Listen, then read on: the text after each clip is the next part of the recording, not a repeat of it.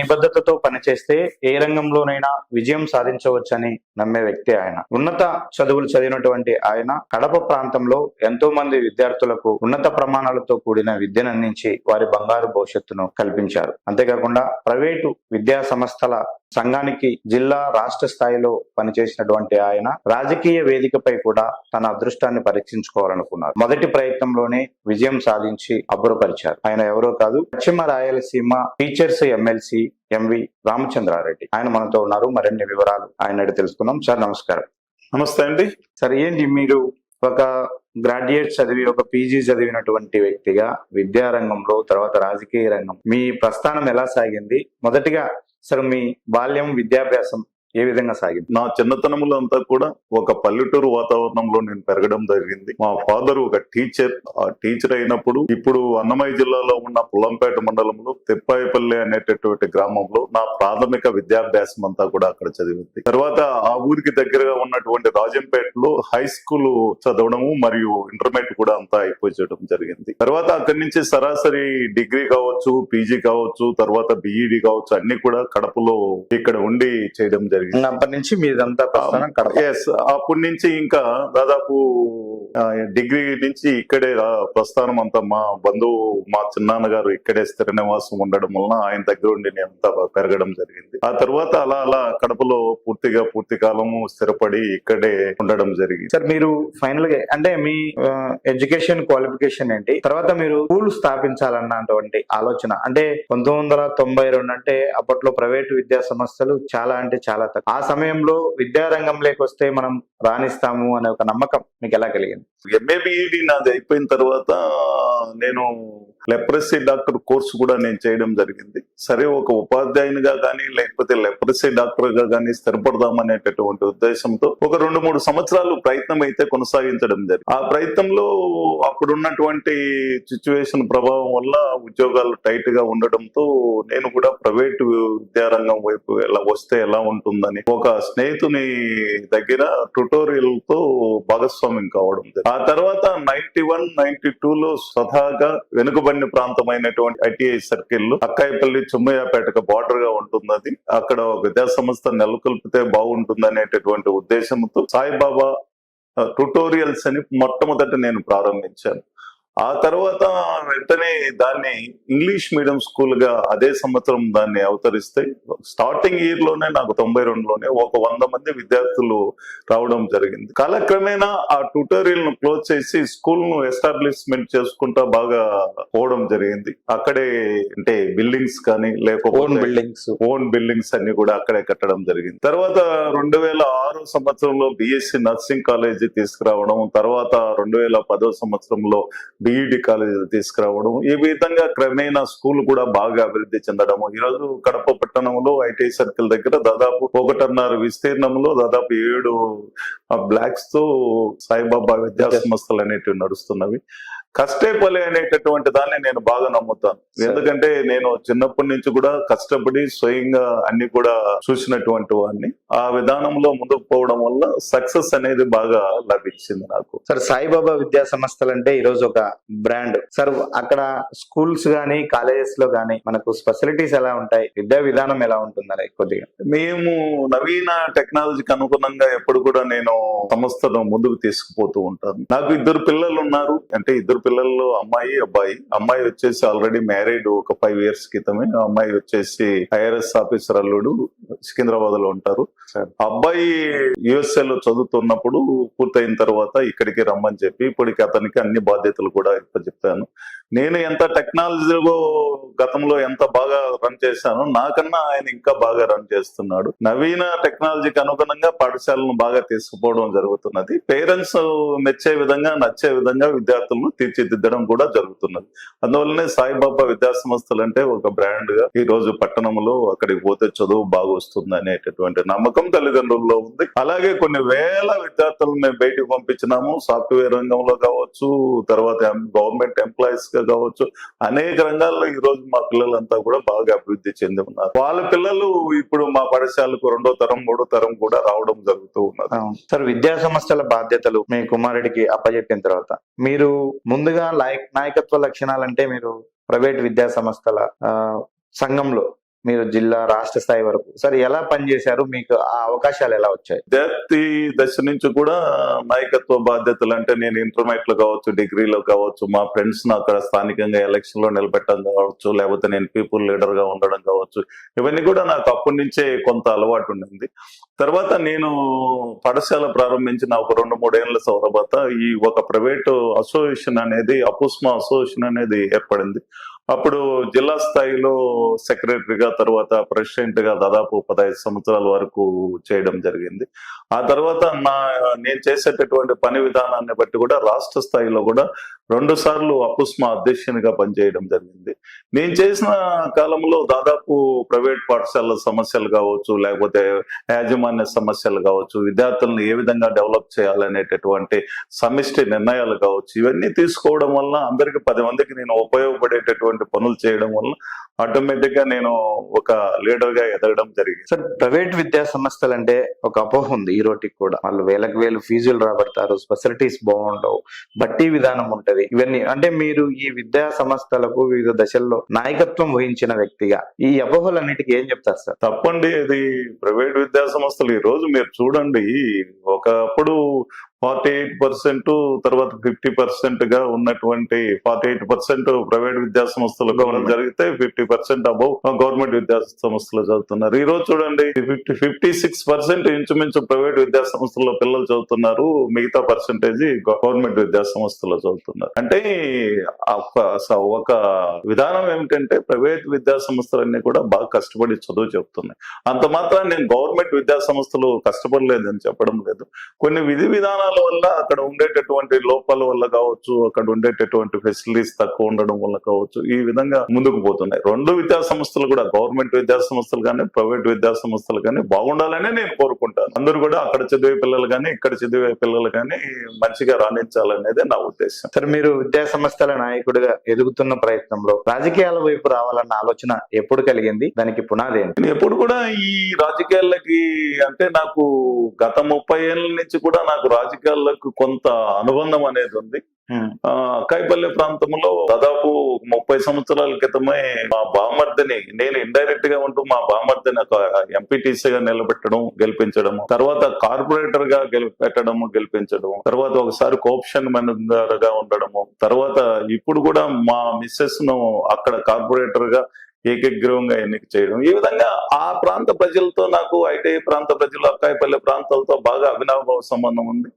ఆ సంబంధంతో ఎప్పుడు కూడా మేము చేసేటటువంటి పనుల వల్ల ఆ ప్రాంతంలో మేము ఎవరిని కూడా సపోర్ట్ చేసినప్పుడు వాళ్ళని తప్పనిసరిగా గెలుస్తూ వచ్చారు. అదే విధానంలో నేను కూడా మా ఈ అపుస్మా సంఘ ప్రతినిధులంతా కూడా మన సంఘానికి సంబంధించి మన అందరం కూడా కలిసి ఒక మా అభ్యర్థి అయితే ప్రైవేట్ సెక్టర్ కావచ్చు, గవర్నమెంట్ సెక్టర్ కావచ్చు, మన సమస్యలు పరిష్కరించేదానికి బాగుంటుందని ఒకసారి తిరుపతిలో మీటింగ్ జరిగినప్పుడు, ఈసీ మీటింగ్ జరిపినప్పుడు ప్రైవేట్ విద్యా సంస్థలన్నీ కూడా రామచంద్రారెడ్డిని ఖచ్చితంగా ఎమ్మెల్సీగా పోటీకి నిలబెట్టాలా అనేటటువంటి దృక్పథం వాళ్ళకు వచ్చి వాళ్ళు నన్ను అడగడం జరిగింది. నేను 1కి 10 సార్లు ఆలోచించడం జరిగింది. యాక్చువల్ గా ఇంతవరకు కూడా ప్రైవేట్ సెక్టర్ నుంచి ఎవరు కూడా ఎమ్మెల్సీగా రాణించినటువంటి విధానం లేదు, గెలిచినటువంటి విధానం లేదు. ఎప్పుడు కూడా ఎమ్మెల్సీ అంటే గవర్నమెంట్ సెక్టర్ లో ఉండేటటువంటి వ్యక్తే ఎమ్మెల్సీగా రావడం జరుగుతున్నది.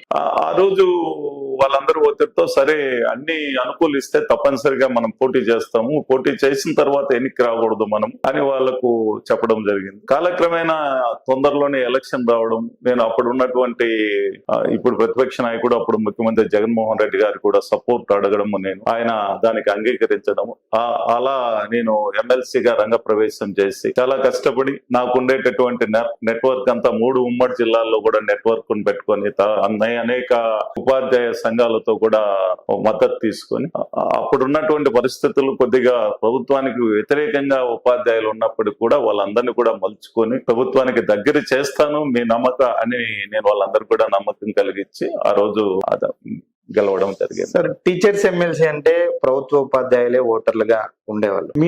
వాళ్ళతో మీకు ఎక్కడ కూడా అంత అనుబంధం లేదు, మీరు ఎమ్మెల్సీకి రాక వరకు కూడా. అంటే మీ ఎలక్షన్ నాటికి ప్రైవేటు స్కూల్స్ లో పనిచేసే ఉపాధ్యాయులకు కూడా ఓటు హక్కు కల్పించడం ద్వారా ఇదే, దాన్ని ఎలా చూస్తారు సార్ మీరు? అంటే యాక్చువల్ గా ప్రైవేట్ ఉపాధ్యాయులు కూడా ఓటు హక్కు ఉంది, కానీ ఆ రోజుల్లో ప్రైవేట్ ఉపాధ్యాయులు అంత పట్టించుకునేటటువంటి వాళ్ళు కాదు. నేను గతం ఎలక్షన్ ముందు మా స్కూల్లో కూడా ఓటు వేశాను. నేను కూడా ఉపాధ్యాయునిగా ఉంటూ ఓటు వేశాను, అలా ఓట్లు వేశారు. యాక్చువల్ గా నోటిఫికేషన్ లో కానీ రూల్ ఏముందంటే 3 సంవత్సరాలు ఏ విద్యా సంస్థలో పనిచేసినా కూడా అటువంటి వాళ్ళంతా కూడా ఓటు హక్కులు. అది బయటికి తీసుకురాలా ఎవరు, ఆ విధానాన్ని బయటికి తీసుకురాలా. ఒక్కసారిగా నేను నిలబడతాను అనుకున్నప్పుడు నేను అన్ని కూడా మొత్తం పోయి ఎలక్షన్ ఆఫీసులో కూర్చొని విధి విధానాలు ఏమిటి, రూల్స్ రెగ్యులేషన్స్ అన్ని స్టడీ చేసిన తర్వాత ప్రైవేట్ సెక్టర్ వాళ్ళు 3 ఏళ్ళు వరుసగా ఒక చోట కాకపోయినా ఇంకొక చోట పనిచేసి 3 ఏళ్ల కాల వ్యవధి ఉంటే చాలు వాళ్ళంతా అర్హులే.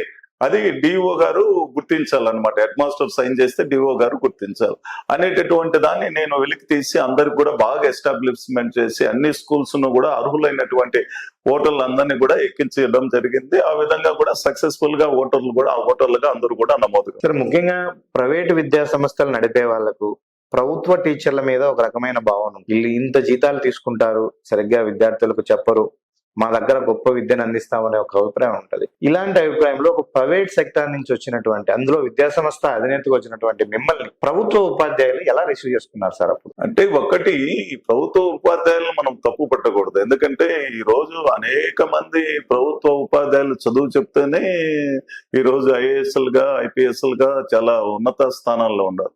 అంతెందుకు, నేను కూడా ఒక గవర్నమెంట్ స్కూల్లో చదువుకున్నాను. విద్యాభ్యాసం అంతా ప్రైమరీ కావచ్చు, మొత్తం ఎడ్యుకేషన్ అంతా కూడా ప్రైవేట్ లో ఎక్కడ చదువుకోలేదు, అంతా గవర్నమెంట్ లోనే చదువుకున్నారు. మా నాన్న కూడా ప్రభుత్వ టీచర్, కాబట్టి ప్రభుత్వ ఉపాధ్యాయులు నేను ఎప్పుడు కూడా ఎవరు కూడా తక్కువ చేసి మాట్లాడకూడదు అనేటటువంటి వాదన. వాళ్ళంతా బాగా కష్టపడి చదువు చెప్తున్నారు.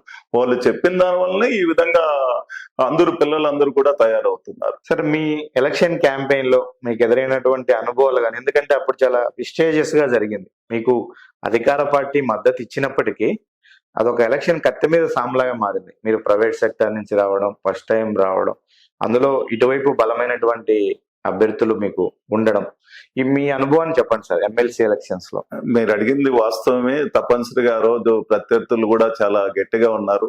ఎవరు కూడా ఆ రోజు నేను ఎలక్షన్ లో క్యాండిడేట్ గా నిలబడిన తర్వాత గెలుస్తారని చాలా మంది నమ్మలేదు. ఇతను ప్రైవేట్ సెక్టర్ నుంచి వస్తున్నటువంటి ఎలా గెలుస్తాడు, కేవలం గ్రాడ్యుయేట్స్ వ్యక్తి అయితే గెలుస్తూ ఈ రామచంద్రారెడ్డికి టీచర్స్ ఎలక్షన్ గెలవలేడు అనేది నేను కాలు పెట్టేటప్పటికి ఉన్నటువంటి, నేను ఎలక్షన్ లో దిగేటప్పటికి ఉన్నటువంటి వాదన.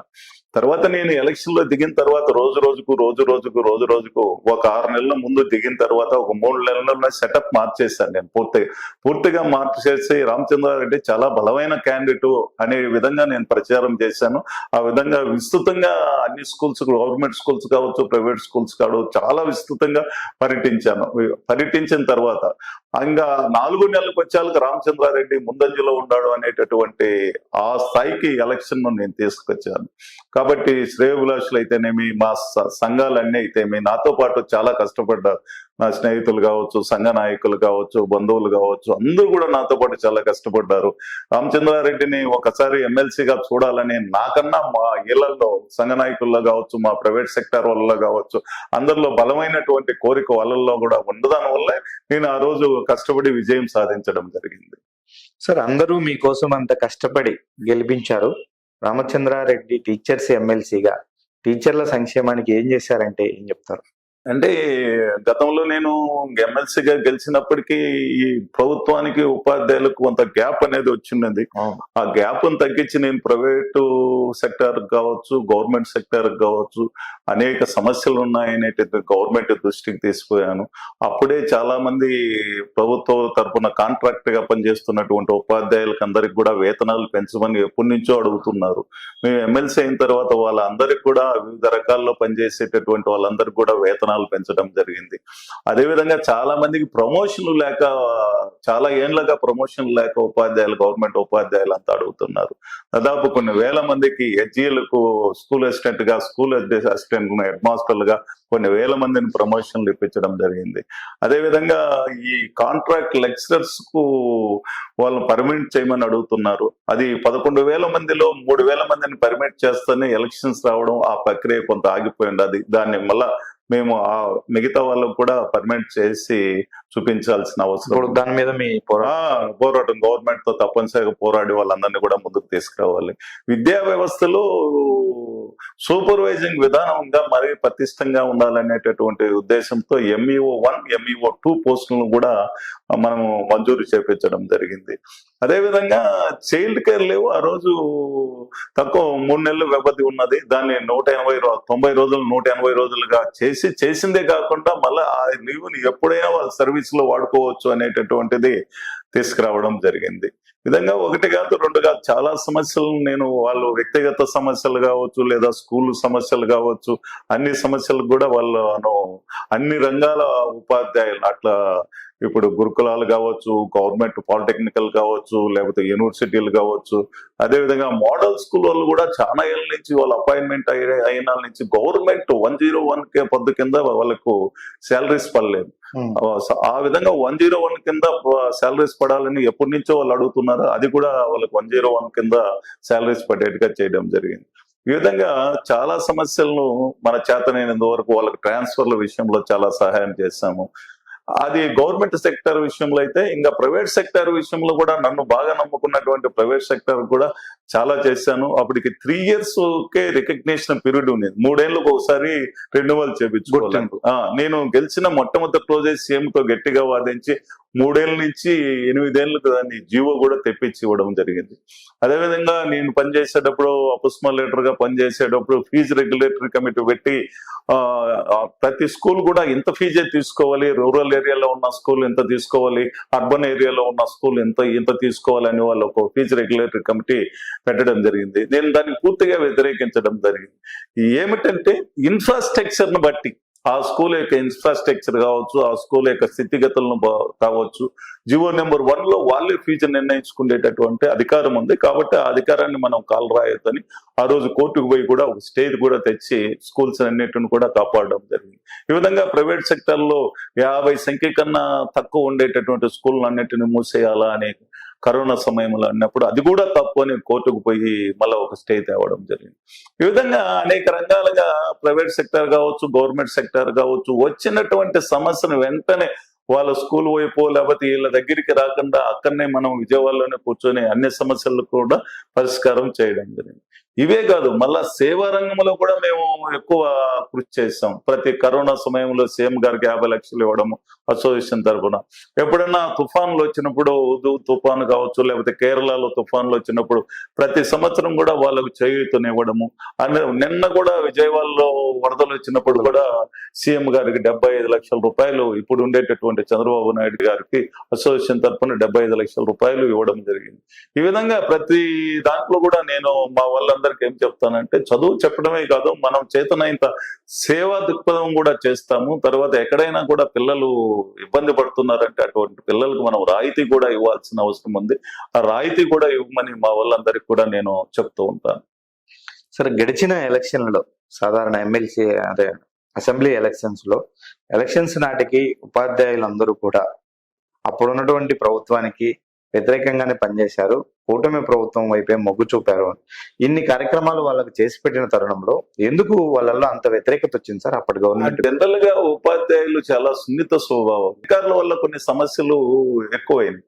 అక్కడ ఆ తప్పిదం వల్లనే కొంత ప్రభుత్వానికి ఉపాధ్యాయులకు మధ్య గ్యాప్ ఎక్కువ పెరగడం జరిగింది.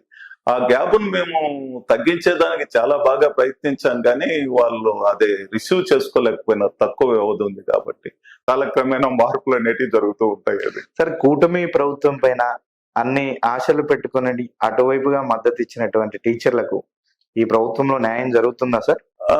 జనరల్ గా చూస్తామండి. ఇప్పుడేమో చూస్తున్నారు, మొన్న సిస్టమ్ అంతా కూడా ఆన్లైన్ విధానంలో ట్రాన్స్ఫర్ల విషయం వచ్చినప్పుడు వీళ్ళు పోయి సంఘాల నాయకులంతా ప్రభుత్వం దగ్గర కూర్చున్నప్పుడు ప్రభుత్వం ఏమనుకుంటున్నదంటే టెక్నాలజీ పెరిగింది, టెక్నాలజీ పరంగా మనం ముందుకు పోదాం, ఆన్లైన్ విధానంలో ముందుకు పోదాం, ట్రాన్స్పరెన్సీ కూడా ఉంటుందని చెప్పారు. వాళ్ళు అన్ని ఓకే చేశారు కానీ ఒక SGST ఇంట్లో వచ్చేలకు వేల సంఖ్యలో ఉంటారు. విద్యా వ్యవస్థలో ఉండేటటువంటి పోస్టులు ఇంకా ఏ డిపార్ట్మెంట్ లో ఉండవు, లక్షల సంఖ్యలో ఈ డిపార్ట్మెంట్లు ఉంటాయి. అవన్నీ ట్రాన్స్ఫర్ చేసేటప్పుడు చాలా జాగ్రత్తగా ట్రాన్స్ఫర్ చేయాలి. ఎంతో కాలము ఉపాధ్యాయులంతా మారుమూల ప్రాంతాల్లో పనిచేస్తూ ఉంటారు. వాళ్ళందరూ కూడా పట్టణ ప్రాంతానికి రావాలి, పిల్లలను చదివించుకోవాలనేటటువంటి అభిలాష ఉంటుంది వాళ్ళకు. అటువంటి సమయంలో ఎస్జీ అసిస్టెంట్లు అయితే మీరు ఆన్లైన్ కాకుండా ఆఫ్లైన్ చేయండి అని ఈ సంఘాలు అడగడం, గవర్నమెంట్ ఒప్పుకోవడము జరిగింది. ఆఫ్లైన్ వల్ల ప్రయోజనాలు ఏమిటంటే ఒక రోజు జరిగినటువంటి పోస్టులన్నీ కూడా పక్కకు పోతూ ఉంటాయి, ఇంకా కానరావు. ఉండేటటువంటి పోస్టులు కానొస్తూ ఉంటాయి కాబట్టి ఏది బాగుంటే అది పెట్టుకుంటే దానికి వీలు అవుతుంది అనేది వీళ్ళ ఉద్దేశం. చివరికి గవర్నమెంట్ కూడా ఆఫ్లైన్ విధానంలోనే ఈసారి టీచర్ ఎస్జిటిలో ట్రాన్స్ఫర్ చేయడం జరిగింది. సార్, టీచర్ల ట్రాన్స్ఫర్ల విషయం ఎప్పుడు వచ్చినా కూడా అప్పుడు ఉన్నటువంటి ప్రభుత్వాల మీద ఎంతో కొంత విమర్శలు వస్తానే ఉంటాయి. టీచర్ల ట్రాన్స్ఫర్స్ సంబంధించి ఒక సరైన విధానం ఏమన్నా తేవాలంటే ఎలాంటి విధానం తెస్తే బాగుంటుందంట? ఏంటంటే ఇప్పుడే చెప్పాను నేను, కొన్ని లక్షల్లో టీచర్స్ ఉన్నారు. ఈ వ్యవస్థ చాలా పెద్దది. ఈ ట్రాన్స్ఫర్స్ అన్ని కూడా వేలల్లో చేయాల్సి వస్తుంది. ఇంత పెద్ద మెకానిజం చేసేటప్పుడు చిన్న చిన్న సమస్యలు అనేటివి వస్తూ ఉంటాయి. దాన్ని ఇప్పుడు మీడియా ఎక్కువ పెరిగింది కాబట్టి ఏ మూల ఒక చిన్న సమస్య వచ్చినా అది రాష్ట్ర వ్యాప్తంగా పెద్ద సమస్యగా కనిపిస్తుంది అంతే. ఆ చిన్న చిన్న ఎప్పటి నుంచో జరుగుతున్నాయి కదా, మాన్యువల్ గా ఉండేటప్పటి నుంచి కూడా టీచర్ ట్రాన్స్ఫర్లు బాగానే జరుగుతున్నాయి. అదే పెద్దగా అనిపించదు, ఈ చిన్న చిన్న సమస్యలు వెళ్ళిపోతాయి. సార్, మీరు కడపలో సుదీర్ఘ కాలం ఇక్కడే ఉన్నారు, మీరు విద్యా సంస్థలు కానీ ఈరోజు ఎమ్మెల్సీగా కూడా ఉన్నారు. ఇక్కడ స్థానికంగా ఉన్నటువంటి రాజకీయాల పైన మీ కామెంట్ ఏంటి సార్? జనరల్ అండి, ఇప్పుడు ఎవరైనా కూడా నా సలహా ఏమిటంటే ఎలక్షన్ వరకు ఎలక్షన్ చూడాలి. తర్వాత ప్రజాప్రతినిధులందరూ కలిసి పనిచేసినప్పుడే మనం ఎన్నుకున్న దానికి పరమార్థం ఉంటుంది. ప్రజల్లో మనల్ని ఎందుకు ఎన్నుకున్నారు? ప్రజలకు ఉపయోగపడేటట్టుగా ఉండేదానికి మనల్ని ఎన్నుకున్నారు. కాబట్టి పార్టీలకు అతీతంగా మనం అందరం కలిసి పనిచేసి అభివృద్ధి బాటకు తీసుకుపోవాల్సిన పట్టణాన్ని కానీ లేదా ప్రజలకు కావాల్సిన సౌకర్యాలు కానీ చేస్తే బాగుంటుందని నా అభిప్రాయం. అంటే కాంట్రవర్సీకి కేర్ ఆఫ్ అడ్రస్ గా మారడం ముఖ్యంగా కార్పొరేషన్ కొద్ది రోజులు అలా ఉంటుంది, అన్నీ సర్దుమరుగుతాయి, మళ్ళీ అందరూ కలిసి పనిచేస్తారు అనేది నా అభిలాషం. సార్, భవిష్యత్తులో జనగణన జరగబోతూ ఉంది. 50 సీట్ల వరకు ఏపీలో పెరిగే అవకాశం ఉంది ఎమ్మెల్యే స్థానాలు. మీరు ఇప్పుడు ఎమ్మెల్సీగా ఆల్రెడీ రాజకీయ ఆరంగేటం చేశారు, సిట్టింగ్ ఎమ్మెల్సీగా ఉన్నారు కాబట్టి భవిష్యత్తులో అలాంటి అవకాశం వస్తే ఎలా ఉంది సార్ మీ ఆలోచన, మీ విజన్? నేను ఎమ్మెల్సీ అవుతానని ఎప్పుడు నేను అనుకోలేదండి. ఊరిక సేవ చేస్తామని వచ్చాను. కాబట్టి ఆటోమేటిక్ గా కాల పరిస్థితుల వల్ల ఎమ్మెల్సీగా కావడము నా కష్టానికి ప్రతిఫలం, అది ఎమ్మెల్సీ అనుకున్నాను నేను. కాబట్టి సేవ చేయడము, అందరికీ ఉపయోగపడము మన ధర్మం. కాలక్రమేణా మార్పులు ఏమైనా జరిగితే అది మన చేతుల్లో ఉండదు. అన్నిటికీ మనం అంటే మన పని మనం చేసుకొని పోతా ఉంటే ఆ రోజు ఎలా ఉంటే అలా ఉంటుంది అనేది నా లక్ష్యం. సార్, మీకు దైవభక్తి కూడా ఎక్కువని విన్నాము. మీ స్కూల్స్ కు పెట్టినటువంటి పేరు దగ్గర నుంచి కూడా మీరు సేవా కార్యక్రమాలు చేసేటప్పుడు కానీ ఏంటి సార్ ఆ విషయాలు? అవునండి, నేను జనరల్ గా నేను సాయిబాబా భక్తుడిని. ఆయన పేరు మీదనే విద్యా సంస్థను కూడా నెలకొల్పినాను. అది ఎక్కువగా ఫస్ట్ ప్రతి సంవత్సరం కూడా నేను సంవత్సరానికి 1 or 2 times సిద్ధికి కూడా వెళ్తుంటాను. అలాగే ఇప్పుడు ఎమ్మెల్సీ అయినాక ఎక్కువగా తిరుమల కూడా వెళ్లాల్సిన పరిస్థితి వస్తుంది భక్తులందరినీ కూడా. కాబట్టి అట్లా బాబాను కానీ ఇట్లా వెంకటేశ్వర కానీ ఇతర దగ్గరగా నేను చూస్తూ ఉంటాను. సార్, మీరు ఎమ్మెల్సీ అయిన తర్వాత జరిగినటువంటి శాసన మండలి సమావేశాల్లో ఇప్పుడు ప్రభుత్వం మారినా కూడా శాసన మండలికి ఎక్కువ ప్రాధాన్యత పెరిగింది. అక్కడ ఖచ్చితంగా చర్చలు జరుగుతూ ఉన్నాయి. శాసన మండలిలో మీ యొక్క ఎక్స్పీరియన్స్? తప్పనిసరిగా అండి, శాసన మండలి జరుగుతూ ఉంటే నేను ఖచ్చితంగా అటెండ్ అవుతాను. ప్రజా సమస్యలు ప్రతిరోజు కూడా తప్పనిసరిగా నా వాణి అయితే వినిపిస్తూ ఉంటాను. అటు ఉపాధ్యాయుల సమస్యలు కావచ్చు, ప్రైవేట్ సెక్టర్ కానీ గవర్నమెంట్ సెక్టర్ కానీ, సామాజిక సమస్యల మీద కూడా నేను ప్రస్తావిస్తున్నాను. ఇటీవలనే నేను 2 సార్లు ప్రస్తావించాను. ప్రధానమైన అంశం ఏంటంటే Kadapa to Renigunta green field highway road ఎందుకు దాన్ని ప్రారంభించలేదు? ఎప్పుడో 2 సంవత్సరాల క్రితం దాన్ని శంకుస్థాపన చేశారు. చెట్టుగుంట రేణుగుంట మధ్యలో కొంత ఇష్యూ నడుస్తుంది, ఫారెస్ట్ ఇష్యూ. దాన్ని క్లియర్ చేయండి అని 2 దఫాలుగా నేను గట్టిగా ప్రభుత్వాన్ని కోరడం జరిగింది. దానికి ప్రతిఫలంగా క్లియరెన్స్ ఇచ్చారు. త్వరలో కూడా రోడ్డు ప్రారంభించడం జరుగుతున్నది. అదేవిధంగా ఒంటిమిత్తను కూడా పర్యాటక కేంద్రంగా చేయమని గట్టిగా కోరాను. మళ్ళీ చంద్రబాబు నాయుడు గారు మొన్న అనౌన్స్ చేశారు టూరిజం హబ్ గా చేస్తామని. డెఫినెట్ గా దాన్ని కూడా చేయమని చెప్తున్నాము. అదేవిధంగా బుగ్గొంక ప్రాజెక్టు వైఎస్ రాజశేఖర రెడ్డి గారు దాన్ని ముందున్నటువంటి ఊరు వరదలు వచ్చినప్పుడు ఊరంతా కొట్టకపోతే దాన్ని కాంపౌండ్ వాల్ కట్టడం జరిగింది. తర్వాత మళ్ళా ముఖ్యమంత్రి గారు జగన్మోహన్ రెడ్డి గారికి చిన్న అప్రోచ్ వాల్ వేయడం జరిగింది. ఇప్పుడు ఇంకా కొంత పెండింగ్ ఉంది, దాన్ని కూడా తొందరగా చేయమని నేను ప్రపోజల్ పెట్టడం జరిగింది. అదేవిధంగా అన్నమయ్య డ్యామ్ కూడా కొట్టకపోయింది, దాన్ని చేయమని, ఈ విధంగా ప్రధాన సమస్యలు, సామాజిక సమస్యలన్నీ కూడా అడుగుతాను, అడగబోతాను కూడా. ఇంకా నా పక్షం అంతా కూడా ప్రజల పక్షం, ఉపాధ్యాయుల పక్షం ఉంటూ ఈ శాసనసభను వేదికగా చేసుకొని అన్ని కూడా ప్రశ్నలు అడిగేదానికి ముందుంటాను. ఖచ్చితంగా ప్రభుత్వం ద్వారా పనులు జరిగేదానికి ముందుకు పోతానని నేను తెలియజేస్తున్నాను. ఒక విద్యా సంస్థల అధినేతగా విద్యార్థులు, ఉపాధ్యాయుల సమస్యలే కాకుండా సామాజిక సమస్యల పట్ల కూడా తనకు విజన్ ఉంది. ఎప్పటికప్పుడు శాసన సభలో అంటే శాసన మండలిలో ఎమ్మెల్సీగా తనకు అవకాశం వచ్చిన ప్రతిసారి ప్రజా సమస్యలను ప్రస్తావిస్తూ వాటిని ప్రభుత్వం దృష్టికి తీసుకెళ్తున్నాం. భవిష్యత్తులో రాజకీయాల్లో ఇంకా మరిన్ని అవకాశాలు వస్తే కాలానుగుణంగా వాటిని అందిపుచ్చుకోవడానికి కూడా తను సిద్ధంగా ఉన్నారని మనతో పాటు టీచర్స్ ఎమ్మెల్సీ ఎంవి రామచంద్రారెడ్డి చెప్తూ ఉన్నారు.